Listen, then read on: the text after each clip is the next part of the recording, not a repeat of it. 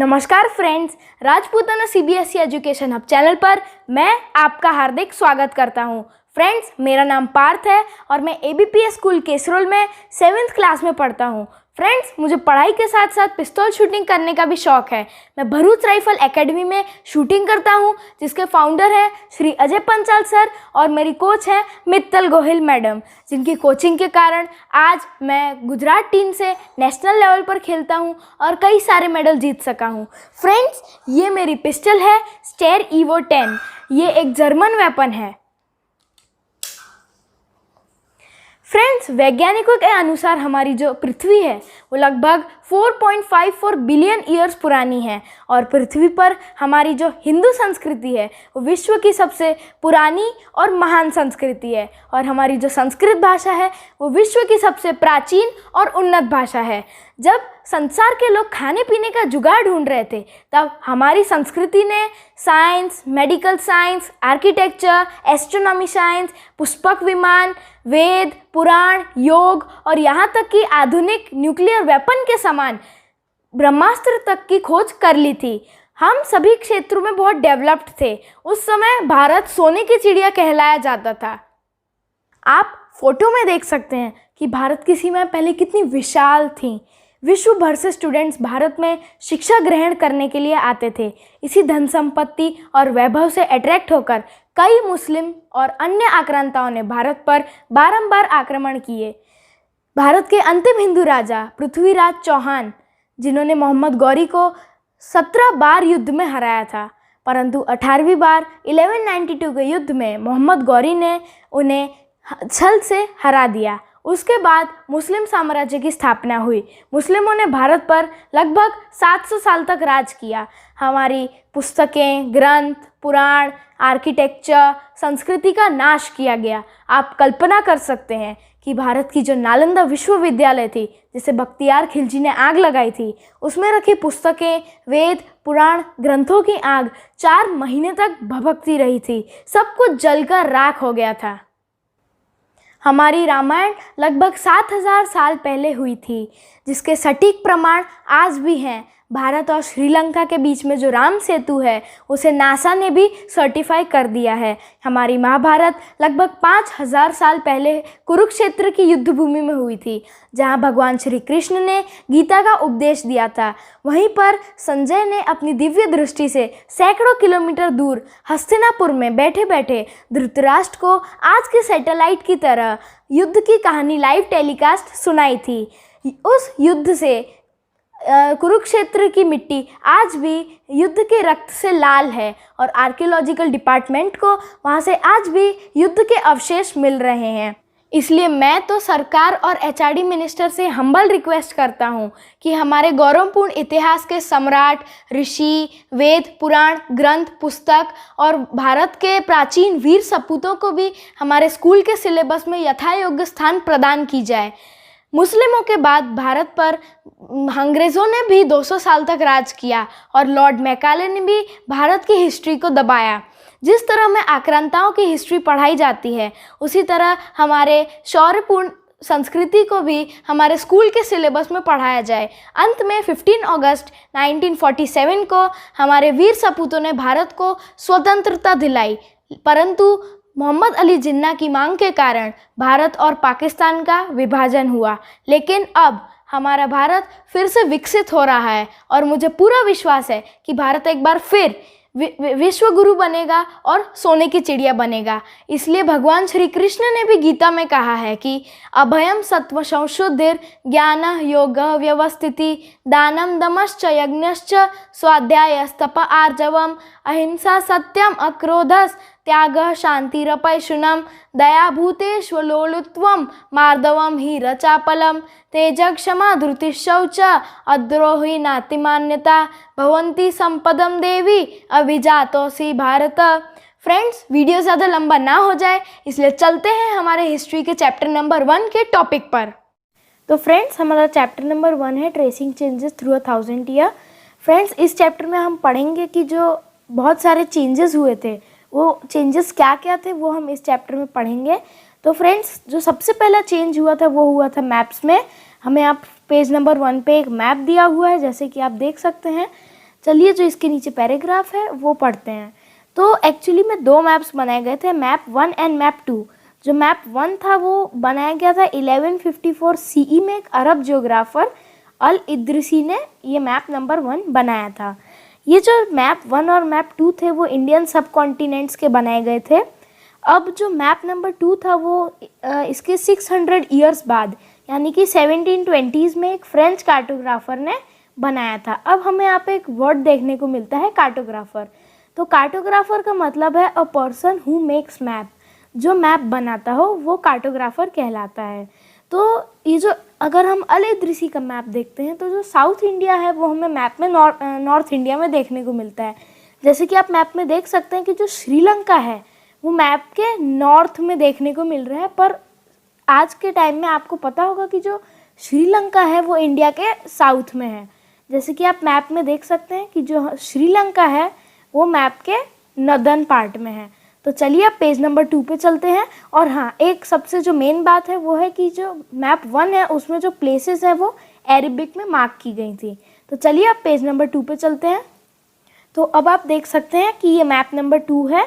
जैसे कि आप देख सकते हैं ये जो मैप है वो प्रेजेंट डे इंडिया से बहुत ज़्यादा मिलता जुलता है और इसमें जो प्लेसेस हैं वो इंग्लिश में मार्क की गई हैं, तो आप इसको बहुत इजीली पढ़ सकते हैं।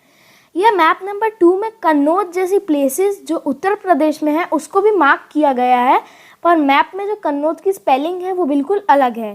जैसे कि मैंने अभी आपको बताया कि जो मैप नंबर 2 है वो नियरली 600 ईयर्स बाद बनाया गया था मैप 1 के। और सरप्राइजिंगली हमें मैप नंबर 2 में बहुत ज़्यादा डिटेल्ड वर्क मिलता है। और जो मैप नंबर 2 है उसको यूरोपियन सेलर्स और मर्चेंट अपनी यात्राओं पर यूज़ करते थे। चलिए फ्रेंड्स अब पेज नंबर 3 पे चलते हैं। New and old terminologies.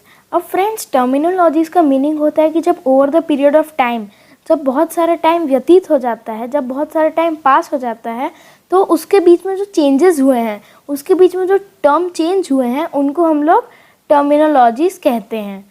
तो एग्जाम्पल के रूप में आप देख सकते हैं कि आज के टाइम में हम हिंदुस्तान पूरे इंडिया को कहते हैं, पर पहले ऐसा नहीं था। एक पर्शियन क्रॉनिकलर था जिसका नाम था मिन्हाज-ए-सिराज। वो हिंदुस्तान जो वर्ड था उसको पंजाब और हरियाणा के बीच की जो ज़मीन थी और गंगा और यमुना 2 नदी हैं उनके बीच की जो ज़मीन थी उसको वो हिंदुस्तान कहता था। उसके बाद आया बाबर। बाबर जो था वो हिंदुस्तान वर्ड को जियोग्राफिकल वे में यूज़ करता था। मतलब कि जो इंडिया के इनहेबिटेंट्स हैं, जो इंडिया में रहते हैं, उनका खाना पीना, रहन सहन, उनका फौना और कल्चर, बाबर उसको हिंदुस्तान कहता था। बाबर की तरह ही अमीर खुसरू जो एक पोएट था उसने वर्ड यूज़ किया हिंद। मतलब कि अमीर खुसरू जो इंडिया के इनहेबिटेंट्स थे, जो उनका रहन सहन था, उनका खाना पीना, उनका फौना कल्चर, उसको ना कि हिंदुस्तान बोल के हिंद बोलता था। तो चलिए फ्रेंड्स अब नेक्स्ट पेज पे चलते हैं। तो फॉरेनर के बारे में समझाया गया है। तो आज के टाइम में हम फॉरेनर कैसे कहते हैं? जो हमारी कंट्री से बिलोंग ना करता हो। पर पहले के टाइम में ऐसा नहीं था। पहले के टाइम में अगर कोई व्यक्ति विलेज ए से विलेज बी ट्रैवल कर रहा है तो विलेज बी वाले उस विलेज ए वाले व्यक्ति को फॉरेनर कहेंगे। अगर हम हिंदी में देखते हैं तो फॉरेनर को परदेसी अथवा विदेशी कहते हैं। और अगर हम पर्शियन में देखते हैं तो उसे अजनबी कहते हैं। अब जो हिस्टोरियंस जो थे उनको पास्ट को स्टडी करने के लिए कॉइन्स और इंस्क्रिप्शंस पर रिलाई करना पड़ता था। तो जो कॉइन्स और इंस्क्रिप्शन, आर्किटेक्चर, टेक्सचुअल रिकॉर्ड थे वो इनको रीड करते थे पास्ट को स्टडी करने के लिए। पर कुछ टाइम बाद वो जो थे हिस्टोरियंस पेपर पर शिफ्ट हो गए, क्योंकि पेपर जो था वो पास्ट में बहुत चीपर था और वाइडली अवेलेबल था। मतलब उसको ज़्यादा से ज़्यादा लोग यूज़ कर सकते थे। तो चलिए अब नेक्स्ट पेज पे चलते हैं। पीपल्स जो थे वो पेपर को यूज़ करते थे होली टेक्स्ट और chroniclers of rulers, letter, teaching of saint, judicial record etcetera etcetera paper पर लिखा जाता था। अब जो मैन्युस्क्रिप्ट जो हुआ करती थी वो सिर्फ और सिर्फ वेल्दी पीपल, जो धनवान व्यक्ति होते थे, रूलर्स, मोनेस्ट्रीज, टेम्पल्स, यही सिर्फ मैन्युस्क्रिप्ट को कलेक्ट कर सकती थी। अब जो आर्काइव्स जो होते थे वो आर्काइव्स थे जो प्लेस जहाँ पे मैन्युस्क्रिप्ट और डॉक्यूमेंट को स्टोर किया जाता था। अब जैसे कि मैंने अभी आपको बताया कि उस टाइम पे प्रिंटिंग प्रेस नहीं थे, तो जो मैन्युस्क्रिप्ट जो थी वो स्क्राइब्स को हाथ से ही कॉपी करनी पड़ती थी। तो अगर कोई स्क्राइब किसी मैन्युस्क्रिप्ट को कॉपी कर रहा है, तो अगर जब उसको कोई वर्ड समझ में नहीं आता था, तो वो क्या करते थे कि वहाँ पे उससे एक मिलता जुलता वर्ड या फिर उससे एक मिलता जुलता सेंटेंस वहाँ पे लिख देते थे। पर ये जो छोटे छोटे चेंजेस थे वो कुछ सेंचुरीज बाद बहुत बढ़ गए। चलिए फ्रेंड्स, अब नेक्स्ट पेज पे चलते हैं। अब फ्रेंड्स, जो हिस्टोरियंस को जो थे उनको पास्ट स्टडी करने के लिए ओरिजिनल मैन्युस्क्रिप्ट्स उठाने पड़ते थे, क्योंकि अभी हमने जैसे पिछले पेज में पढ़ा कि जो स्क्राइब्स होते थे उनको जब कोई वर्ड समझ में नहीं आता था, तो वो जो थे वो उससे एक छोटा सा मिलता जुलता वर्ड या फिर एक मिलता जुलता सेंटेंस वहाँ पे लिख देते थे। तो जो हिस्टोरियंस थे उनको ओरिजिनल मैन्युस्क्रिप्ट उठाने पड़ते थे पास्ट स्टडी करने के लिए। अब जैसे कि हमने पिछले पेज में क्रॉनिकलर्स के बारे में पढ़ा, तो अब हम यहाँ ये पेज में दूसरे क्रॉनिकलर के बारे में पढ़ेंगे। एक 14th सेंचुरी का क्रॉनिकलर था जिसका नाम था ज़ियाउद्दीन बरानी, जिसने अपने खुद के दो क्रॉनिकलर लिखे थे। जो पहला उसने क्रॉनिकलर लिखा था अपना, वो लिखा था 1356 में, और उसका जो अनदर वर्जन लिखा था उसने उसके 2 साल बाद लिखा था। पर जो हिस्टोरियंस थे उनको उसके दो क्रॉनिकलर में से जो फर्स्ट क्रॉनिकलर था जो उसने 1356 में लिखा था, उसके एग्जिस्टेंस के बारे में पता ही नहीं था 1960s तक।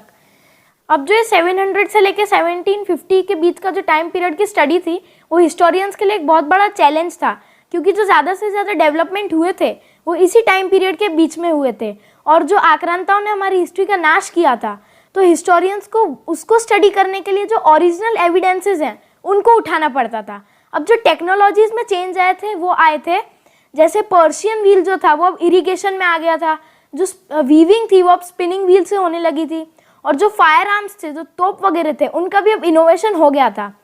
न्यू फूड एंड बेवरेजेस, जो नए टाइप के बेवरेजेस भी अब सब कॉन्टिनेंट्स में आ गए थे, जैसे कि पोटैटो हो गया, चिली हो गए, corn, T and coffee etcetera etcetera.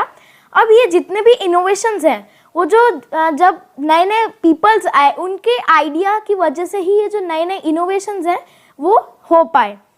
अब अगर हम पॉलिटिकल ग्रुप्स की बात करें, तो जो राजपूत हैं जिनका नाम निकला है राजपुत्र से, जिसका मतलब है राजा का पुत्र, तो अब 8th और 14th सेंचुरी के बीच में एक जनरली ग्रुप ऑफ वॉरियर्स था जिनको क्षत्रियस कहते थे। वो देश और राज्य की सिक्योरिटी के लिए अपनी जान की तक बलिदान दे देते थे। अब आपको पता होगा कि हमारी जो इंडिया का शौर्यपूर्ण इतिहास है वो क्षत्रियों की शौर्य गाथा से भरा पड़ा है। चलिए फ्रेंड्स, अब नेक्स्ट पेज पे चलते हैं। अब अगर हम अदर पॉलिटिकल ग्रुप्स की बात करते हैं, तो जो मराठा, सिख्स, जाट, अहोम्स, कायस्थ, वो जो थे उनका भी बहुत इंपॉर्टेंट रोल था इंडियन हिस्ट्री में। अब कुछ टाइम के बाद जो फॉरेस्ट थे उनका कटना चालू हो गया एग्रीकल्चर का एक्सटेंशन के लिए। अब जो कुछ फॉरेस्ट ड्वेलर्स थे जो फॉरेस्ट में रहते थे, उनको क्या करना पड़ा, माइग्रेट करना पड़ा, और कुछ जो थे उन्होंने अपनी ही ज़मीन पर टिलिंग मतलब खेती करना चालू कर दिया, और कुछ जो थे वो पीजेंट्स बन गए, मतलब किसी और की ज़मीन पे वो लोग काम करने लगे। अब कुछ टाइम बाद क्या हुआ, कुछ लोग कैटल्स भी पालने लगे प्रोडक्टिविटी बढ़ाने के लिए। अब इसकी वजह से क्या हुआ, सोसाइटी में बहुत डिफरेंशिएशन हो गया, मतलब कुछ दरिद्र हो गए और कुछ बहुत धनवान हो गए। अब इसी के चलते इन्वेंशन हुआ जाति सिस्टम का। मतलब ये जो जाति थी वो उस व्यक्ति की सोशल बैकग्राउंड, वो दरिद्र है या अमीर है, उसके ऊपर से उसकी सेट की जाती थी। अब ये जो रैंक थे वो परमानेंट नहीं थे, ये जो थे वो एरिया टू एरिया वेरी करते थे। जैसे कि आप यहाँ देख सकते हैं, जो जाति है वो परमानेंट नहीं थी, वो एरिया टू एरिया वेरी करती थी। चलिए फ्रेंड्स, अब ये जो यहाँ पे एक और इम्पॉर्टेंट पॉइंट है कि ये जो जाति है वो एक असेंबली ऑफ एल्डर्स ये डिसाइड करते थे। अब ये असेंबली ऑफ एल्डर्स जो हुआ करती थी वो कहलाती थी जाति पंचायत। अभी जो जाति पंचायत है इसको भी एक स्मॉल यूनिट ऑफ स्टेट बनाती थी। चलिए फ्रेंड्स, अब नेक्स्ट पेज पे चलते हैं। तो फ्रेंड्स, अब जो थे वो चोलास, तुगलक्स और मुगल्स थे, उन्होंने बहुत ज़्यादा लैंड कैप्चर कर ली थी। तो हम इसको पैन रीजियन भी कह सकते हैं। अब एक संस्कृत प्रशस्ति लिखी गई किस पे? दिल्ली का जो सुल्तान था गियाजुद्दीन बलबान, उस पे एक संस्कृत प्रशस्ति लिखी गई थी। वो संस्कृत प्रशस्ति में ये लिखा गया था कि उसका जो एम्पायर था वो कितना फैला हुआ है, वो हमें उस प्रशस्ति में देखने को मिलता है। चलिए फ्रेंड्स, अब नेक्स्ट पेज पे चलते हैं। अब फ्रेंड्स, इस पेज में इम्पॉर्टेंट है कि आपको बस इतना ही याद रखना है कि जो अमीर खुसरू था उसने संस्कृत लैंग्वेज के बारे में कहा था कि जो संस्कृत लैंग्वेज है वो कॉमन पीपल की लैंग्वेज नहीं है, उसको कॉमन पीपल नहीं जानते हैं, सिर्फ ब्राह्मण जी उस लैंग्वेज को जानते हैं। पर फ्रेंड्स, ऐसा नहीं था। जो संस्कृत लैंग्वेज है हमारी, वो बहुत पुरानी और प्राचीन और उन्नत लैंग्वेज है। और फ्रेंड्स, संस्कृत भाषा ही सारी भाषाओं की जननी है। चलिए फ्रेंड्स, अब नेक्स्ट पेज पे चलते हैं हम। अब हम आते हैं ओल्ड एंड न्यू रिलीजन पे। मतलब कि अगर हम हिंदुइज्म की बात करते हैं तो हिंदुइज्म में जो चेंजेस ऑकर हुए थे वो थे कि जो विभिन्न देवी देवताओं थे उनकी अब पूजा की जाने लगी थी, मंदिरों का कंस्ट्रक्शन होने लगा था, और जो ब्राह्मण और पुजारी थे, जो प्राइस्ट थे, उनका अब सम्मान बढ़ गया था सोसाइटी में। अब जैसे कि अभी हमने पिछले पैराग्राफ में पढ़ा कि जो ब्राह्मण्स हैं उनको संस्कृत के बारे में बहुत नॉलेज था, इसलिए उनको सोसाइटी में बहुत रिस्पेक्ट मिलती थी, क्योंकि वो उनके पास बहुत नॉलेज था और उनके पास संस्कृत का भी बहुत नॉलेज था। अब हम नेक्स्ट पैराग्राफ पे चलते हैं। अब इसी के बीच में एक नया वर्ड इन्वेंट हुआ था जो था आइडिया ऑफ भक्ति। मतलब जो भक्त था वो अब समझ गया था कि वो बिना किसी प्राइस्ट और बिना किसी एलोबरेट रिचुअल के उसके जो आराध्य है उसके पास अब जुड़ सकता है बिना किसी पुजारी और बिना किसी रिचुअल्स के। चलिए फ्रेंड्स, अब नेक्स्ट पेज पे चलते हैं। अब जो मर्चेंट और माइग्रेटेंट्स थे वो इंडिया में एक होली कुरान लाए कब? 7th सेंचुरी में। अब जो मुस्लिम्स थे उन्होंने इस होली कुरान को अपनी होली बुक एक्सेप्ट कर लिया था और वो मानते थे कि सिर्फ एक ही भगवान है जो है अल्लाह, और वो समझते थे कि अल्लाह को आपके सोशल बैकग्राउंड से कोई लेना देना नहीं है, चाहे आप दरिद्र हो या फिर आप धनवान हो, वो आपको एक्सेप्ट कर लेगा। अब मुस्लिम्स में भी दो वैरायटी के मुस्लिम्स हैं, शिया मुस्लिम्स और सुन्नी मुस्लिम्स। जो शिया मुस्लिम्स हैं वो प्रॉफेट मोहम्मद के सन इन लॉ जो जिसका नाम था अली, उसको अपना लीडर मानते हैं, और जो सुन्नी मुस्लिम्स हैं वो जो खलीफा कम्युनिटी के लीडर हैं उसको अपना लीडर मानते हैं। चलिए फ्रेंड्स, अब नेक्स्ट पेज पे चलते हैं हम। अब आता है thinking about the period and historical time periods. अब फ्रेंड्स, आपको जैसे कि ज्ञान होगा कि हमारी जो इंडियन हिस्ट्री है वो टोटल 3 पार्ट्स में डिवाइडेड है, एंशिएंट हिस्ट्री, मेडिवल हिस्ट्री और मॉडर्न हिस्ट्री। पर फ्रेंड्स, पहले के टाइम में ऐसा नहीं था। अगर हम मिडल ऑफ 19th सेंचुरी देखते हैं तो जो ब्रिटिशर्स थे उन्होंने इंडियन हिस्ट्री को 3 पार्ट में डिवाइड किया था। क्या क्या? Hindu, Muslims and British. पर हमारे जो इंडियन हिस्टोरियंस थे उन्होंने इसको एक्सेप्ट नहीं किया। चलिए फ्रेंड्स, अब हम नेक्स्ट पेज पे चलते हैं। तो फ्रेंड्स, अब हम हमारे चैप्टर के लास्ट पेज पे आ चुके हैं। इस पेज में इम्पॉर्टेंट है कि फ्रेंड्स, हमने मिड्यूअल हिस्ट्री में ये पढ़ा कि जियोग्राफिकल वे में और पॉलिटिकल वे में जो चेंजेस आए, टेक्नोलॉजी में जो चेंजेस आए, वो हमने मिड्यूअल हिस्ट्री में पढ़ा। पर अब हम मॉडर्न हिस्ट्री में क्या पढ़ेंगे? जो मटेरियल प्रोग्रेस हुआ और जो इंटेलेक्चुअल एडवांसमेंट हुई उसको अब हम मॉडर्न हिस्ट्री में पढ़ेंगे। तो चलिए फ्रेंड्स, अब हम इसकी एक्सरसाइज देख लेते हैं। तो फ्रेंड्स, जैसे कि आप देख सकते हैं मैंने आपके लिए question answers and other solution arrange किए हैं, आप इसको स्टडी कर सकते हैं। फ्रेंड्स, क्वेश्चन नंबर 1 है, who was considered a foreigner in the past. Friends, जैसे कि आप देख सकते हैं इसका आंसर यहाँ नीचे लिखा हुआ है। अब फ्रेंड्स, क्वेश्चन नंबर 2 पे आते हैं, स्टेट वेदर ट्रू और फॉल्स। फ्रेंड्स, इसका भी आंसर नीचे लिखा हुआ है। अब हम क्वेश्चन नंबर 3 पर चलते हैं। फ्रेंड्स, अब हम आते हैं फिल इन द ब्लैंक्स पर।